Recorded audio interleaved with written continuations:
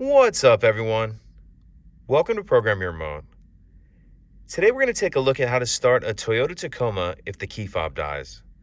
I'm going to be demonstrating this on a 2022 Toyota Tacoma in this video, but it will be the same on several different years. And this is only going to apply to the Tacomas that have a push button start ignition. So I've taken the battery out of this key fob to demonstrate. As you can see, none of the buttons are working. If I try to start the vehicle as I normally would, I'm going to get a message here saying key not detected.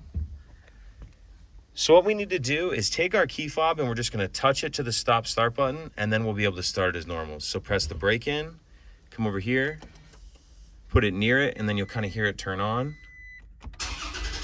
And then you can just start it as you normally would.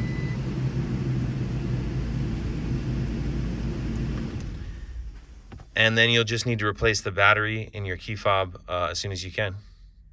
If you have any other questions, please let me know. If you could take a second to like and subscribe, it helps us out, and I'd appreciate it. Thank you.